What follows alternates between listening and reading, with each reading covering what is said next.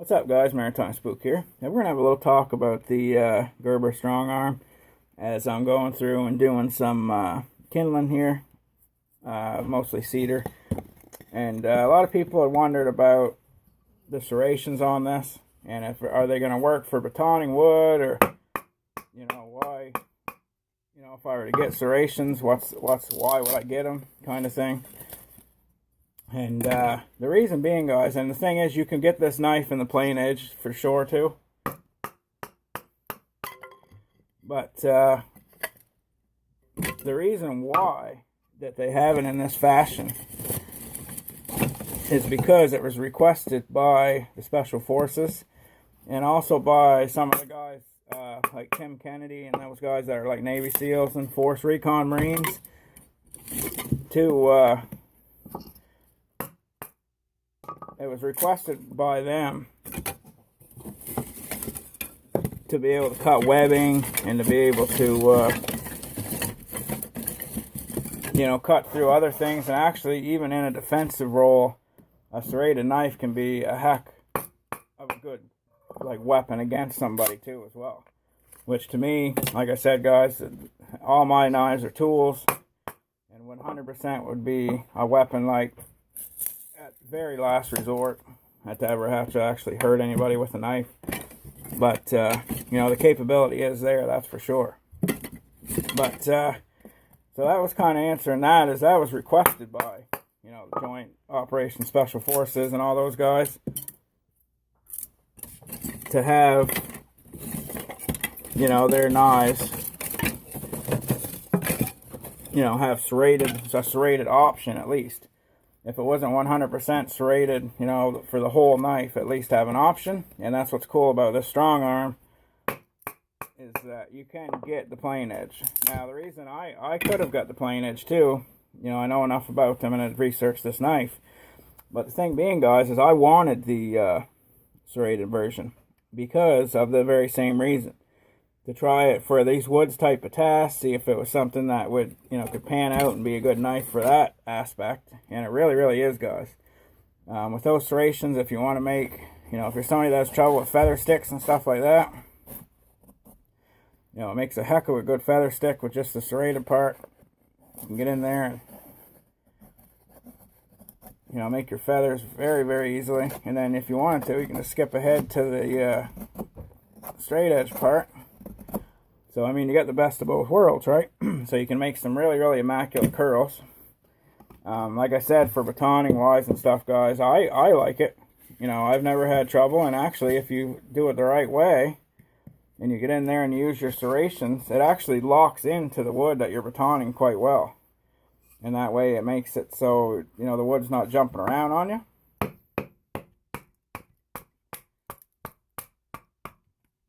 So you can get in and pop these pieces off without having any trouble. So I really like it in that aspect. You're going to see more on this knife because it's just a knife that I've actually grown to really like. I didn't think it would be a knife I'd want to sit around and carve with and things like that, but I mean, it actually is pretty good that way as well. And like I said, you can sort of pick and choose using those serrations how you do it. You can lock it in and then find a piece that you want to use for kindling. Shoot it over the top, or you can take it and just go right down, right down the middle. This piece I kind of made wonky, but no biggie. And go over it still just as easy. There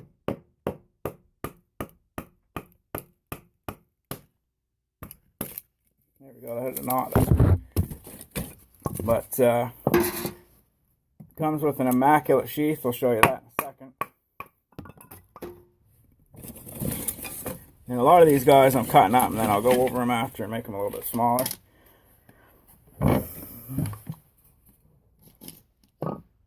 Because my girlfriend's dad, he's like a professional kindling maker. So I got to kind of compete with his the way he does it. So we can't be throwing garbage into the kindling box because I'll hear it. So we got to make them decent pieces. But we'll show you the sheath here real quick, guys. And my girlfriend has the wood stove pumping out there, which is very good. And we're very thankful to be able to have wood heat and the wood stove going. So, especially in lots of wood this time of the year. He's got a lot of wood going, and we just brought more back yesterday. That was actually dry and ready to go even. Off of some apple trees, which is a good wood to burn.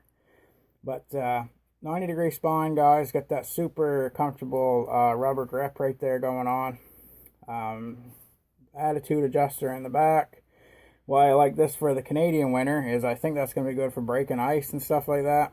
And I've had to go out before at where we live and break off some ice off of dumpsters and stuff like that. So it'll come in handy for that thing. This thing can be worn horizontal on your belt like this, or cross draw, or whatever you want to call it. And this just comes off with a piece right here very easily.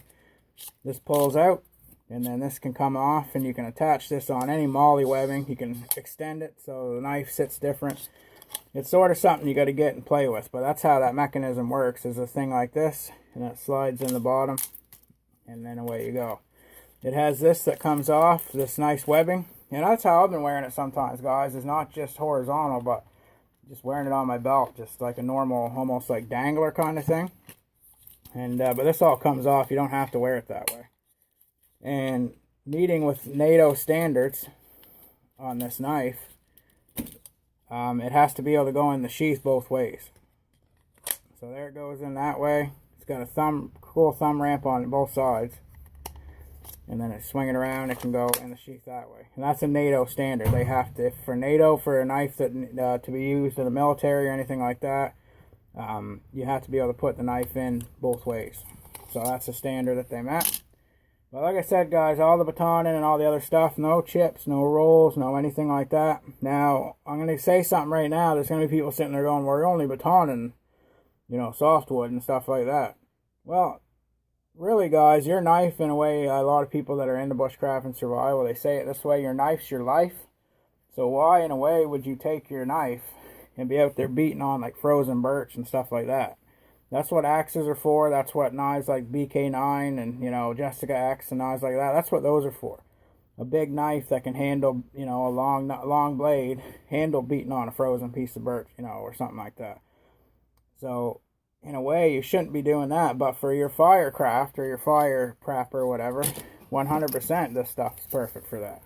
You know, getting the softwood going, getting even hardwood, but other like smaller pieces of it, we'll say.